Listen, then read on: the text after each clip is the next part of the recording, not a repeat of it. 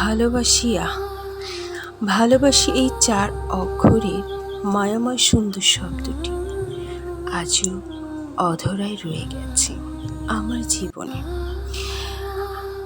বিশ্বাস করো, শব্দটির কাছে যেতেই মরীচিকার মতো তা নীলিন হয়ে মিলিয়ে গেছে কত সহস্রবার বাতাসে।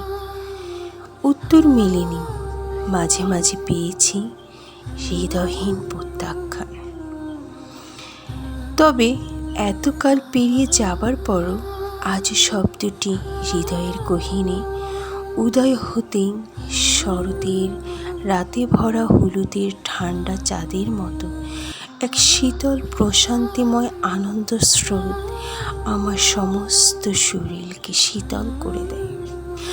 আমি স্মিত প্রসন্ন মুখে কিছুক্ষণ তাকিয়ে থেকে ওই আকাশের দিকে।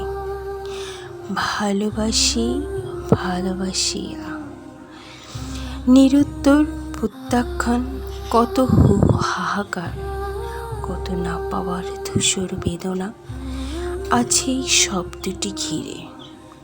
তবুও আজও আমি খুব যত্ন করে রেখে দিয়েছি এই মায়াময় স্নিগ্ধ শব্দটিকে হৃদয়ের গহীনতম অংশে।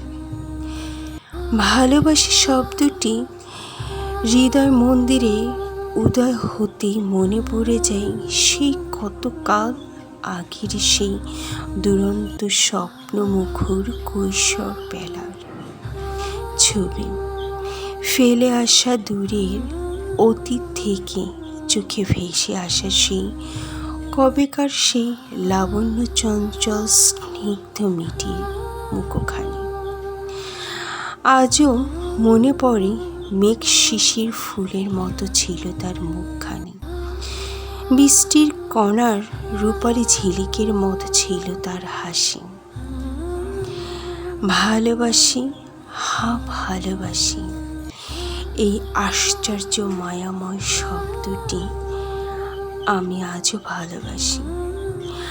আমার মতো শান্ত ভীরু বেচারা এক মানুষ সে কৈশোরে কিভাবে ভালোবাসি কথাটা বলেছি আজও এক বিস্ময়কর, এক অবিশ্বাস্য সৌন্দর্যের পেন ছিল সেটি।